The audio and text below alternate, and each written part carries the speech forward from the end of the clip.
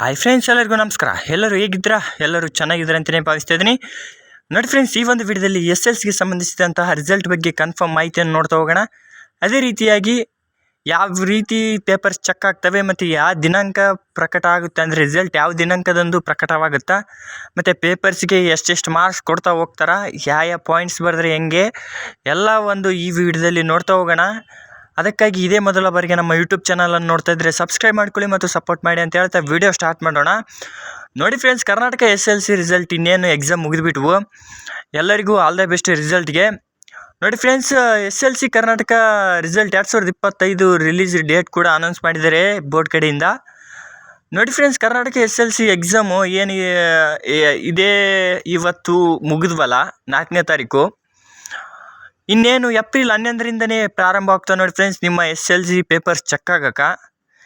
ಯಾವ ರೀತಿ ಚೆಕ್ ಆಗ್ತಾವಂತನೂ ಕೂಡ ಈ ಒಂದು ವಿಡಿಯೋದಲ್ಲಿ ಹೇಳ್ತಾ ಹೋಗ್ತೀನಿ. ನೋಡಿ ಫ್ರೆಂಡ್ಸ್, ನೀವು ನೀಟಾಗಿ 1 ಮಾರ್ಕ್ಸ್ ಕರೆಕ್ಟಾಗಿ ಬರೆದ್ಬಿಟ್ಟಿದ್ರೆ ಮುಂದೆ ಏನಾದರೂ ನಿಮಗೆ ಫೇಲ್ ಆಗುವ ಚಾನ್ಸ್ ಇದ್ದರೂ ಕೂಡ ಅವರು ಪಾಸ್ ಮಾಡ್ತಾರೆ. ಹೇಗಪ್ಪ ಅಂತಂದರೆ, ಕ್ವಶನ್ ನಂಬರ್ ಕರೆಕ್ಟಾಗಿರ್ಬೇಕು ನೀವು.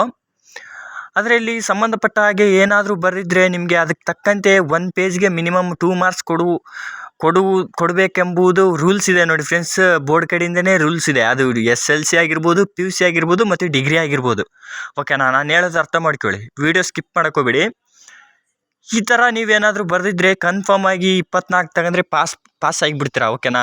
ಮೊದಲೆಲ್ಲ 28 ತಗೋಬೇಕಾಗಿತ್ತು, ಈಗ 24ಗೆ ಪಾಸ್ ಮಾಡಿಬಿಡ್ತಾರೆ ನಿಮಗೆ. ಏನೋ ತದನಂತರವಾಗಿ ನೋಡಿ ಫ್ರೆಂಡ್ಸ್, SSLC ರಿಸಲ್ಟ್ ಏನಿದೆಯಲ್ಲ, ಅದು ಮಿನಿಮಮ್ಮು ಏನಿಲ್ಲ ಅಂದರೂ ನಿಮಗೆ ಮೇ ಫಸ್ಟ್ ವೀಕ್ ಅಥವಾ ಸೆಕೆಂಡ್ ವೀಕ್ ಬರುವ ಚಾನ್ಸ್ ಇದೆ.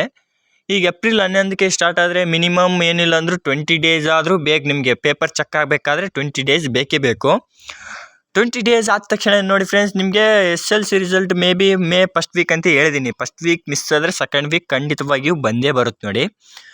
ತದನಂತರ ನೋಡಿ ಫ್ರೆಂಡ್ಸ್, ನಿಮಗೆ ಅದೇ ರೀತಿಯಾಗಿ SSLC ಮುಗಿತಾ ಬಂತು, ಮುಗಿದೇ ಬಿಡಿತು. ಓಕೆನಾ? ಮುಂದೆ ಏನು ಮಾಡ್ಬೇಕು ಅನ್ನೋದು ಕೂಡ ನಾ ಈಗ ನೆಕ್ಸ್ಟ್ ವೀಡಿಯೋ ಮಾಡಿ ಹಾಕ್ತೀನಿ ನೋಡಿ ಫ್ರೆಂಡ್ಸ್. ಮುಂದೆ ಯಾವ ರೀತಿ ಯಾವ ಕೋರ್ಸ್ ಮಾಡಿದರೆ ಏನು ಅಂತ ಎಲ್ಲ ಇನ್ಫಾರ್ಮೇಷನ್ ಈ ಒಂದು ವಿಡಿಯೋದಲ್ಲಿ, ಅಂದರೆ ನೆಕ್ಸ್ಟ್ ವೀಡಿಯೋದಲ್ಲಿ ಕೊಡ್ತಾ ಹೋಗ್ತೀನಿ ನೋಡಿ ಫ್ರೆಂಡ್ಸ್. ಆದ ಕಾರಣ ನನ್ನ ಯೂಟ್ಯೂಬ್ ಚಾನಲನ್ನು ಸಬ್ಸ್ಕ್ರೈಬ್ ಮಾಡ್ಕೊಂಡಿರಿ ನೋಡಿ ಫ್ರೆಂಡ್ಸ್. ತದನಂತರವಾಗಿ ನೀವು ಫೇಲ್ ಆದ್ರೆ ಅಂತ ತಿಳ್ಕೊರಿ, ಸಪ್ಲಿಮೆಂಟ್ರಿ ಕೂಡ ಜುಲೈ ಆಗಸ್ಟ್ನಲ್ಲಿ ಎಕ್ಸಾಮ್ ನಡೆದುಬಿಡ್ತಾವೆ ಅಂತಲೇ ಹೇಳಲಾಗ್ತಾಯಿದೆ ನೋಡಿ ಫ್ರೆಂಡ್ಸ್.